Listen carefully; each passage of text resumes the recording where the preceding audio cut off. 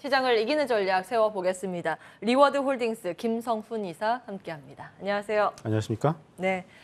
자, 시장이 일단은 좀 충격분을 소화해 나가고 있습니다. 지수가 이제 개파락으로 출발이 됐는데요.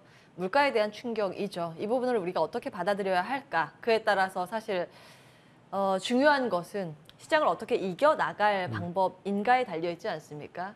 해안을 주십시오. 네.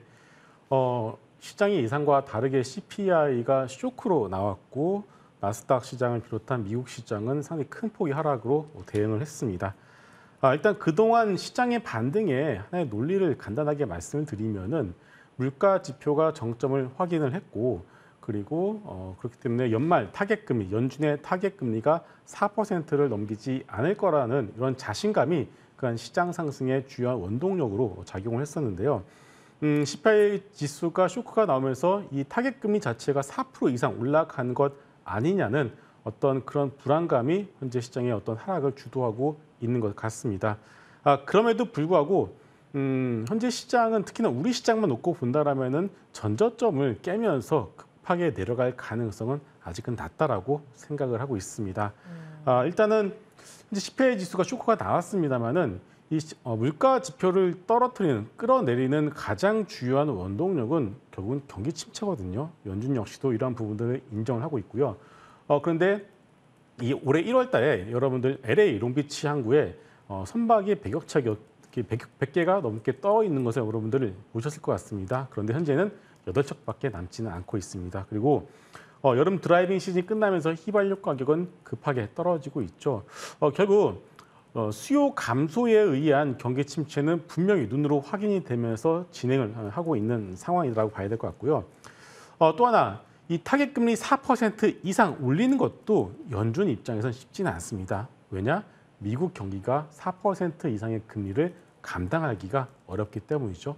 그렇기 때문에 현재 시장의 하락이 좀 진행이 되고 있습니다만은 여러분들 이것에 대해서 너무 두려워할 필요는 없다라는 말씀을 드리고 싶고요. 또 하나, 어제 우리 시장 외국인들이 선물을 거의 2조 원 넘게 매수를 하지 않았습니까? 예. 저는 이게 실수라고 생각하지는 않습니다. 결국 달러 강세가 피크를 확인할 가능성이 높고 그렇다면은 그동안 우리 시장을 쳐다보지 않아서는 외국인들 입장에서는 한국물을 어느 정도 편입해 놓고 갈 수밖에 없는 상황에서 어제장 전자와 하이닉스를 중심으로 한 대형주를 강하게 매수를 했다라고 보시면 될 것 같고요. 결국 이런 것들을 종합을 해본다면 현재 전저점 테스트를 충분히 할 수는 있겠지만 우리가 두려워할 만큼 어떤 폭락과 급락이 연속해서 나올 가능성은 일단 지극히 낮다 이렇게 정리를 하겠습니다. 자, 우리 시장 한 줄 평으로 마무리한다면? 전저점 테스트 구간 하지만 두려워할 필요는 없다라고 좋습니다. 말씀드리겠습니다. 예, 쉽게 얘기해서 쫄지 말자 맞습니다. 이런 평을 주셨습니다. 네, 너무 이제 공포에 매몰되지 않고 우리는 우리의 시각으로 하나하나 투자 전략 세워보겠습니다. 어디에 좀 주목을 해야 할까? 지금 태조 이방원의 부활의 날갯짓이 눈에 띄는 상황입니다. 정말 다시 한번 완벽한 부활을 기대해 볼 수 있을까라는 관점 어떻게 보십니까?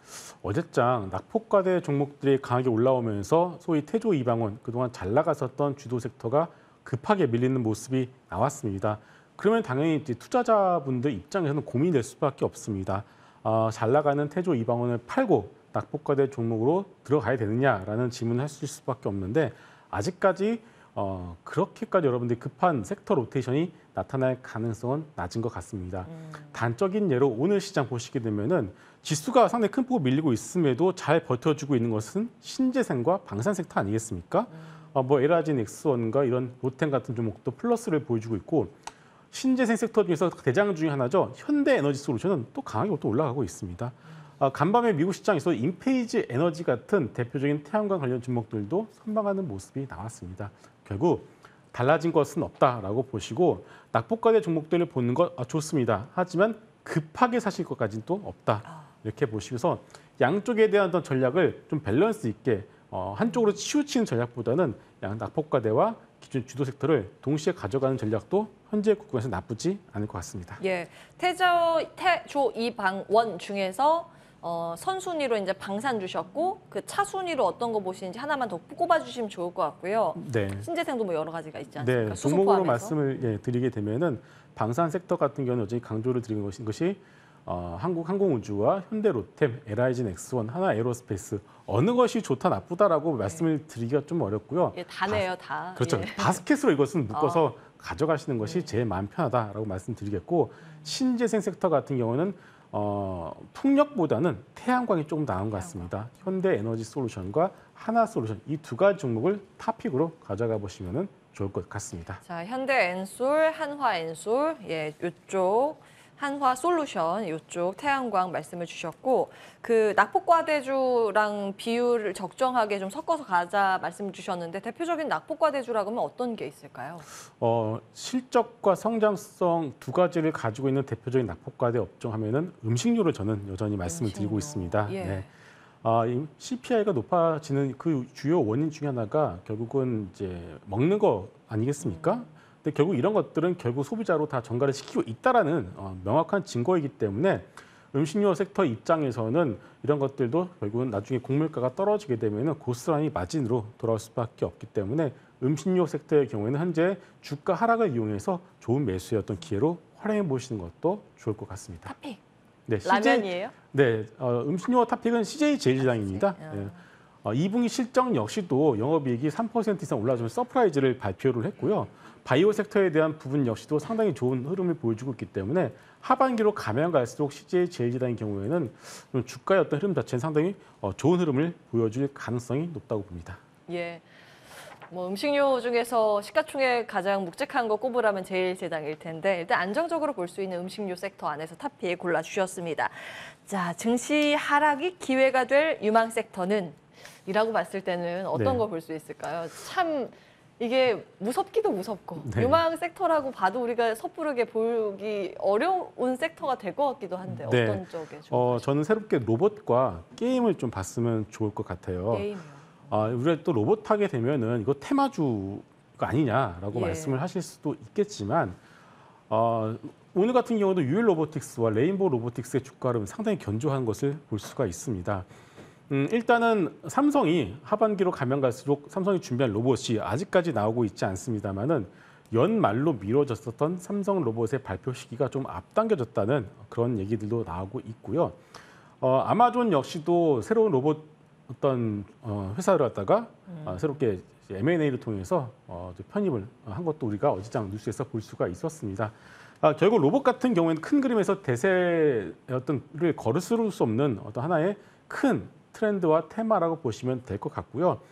삼성자산 운용 역시도 로봇 ETF를 준비를 하고 있는 상황이기 때문에 수급과 모멘텀 두 개를 동시에 가지고 있는 좋은 섹터 중에 하나라고 볼 수가 있겠습니다. 사실은 이제 글로벌 대세가 로봇이긴 한데 이제 사실 우리나라 로봇 기업에 대해서는 의견이 좀 분분한데요. 네, 알겠습니다. 좀 관점을 가지고 길게 보자라는 말씀. 이제 시간상 미리 주신 유망주 제가 쭉 보고 넘기겠습니다.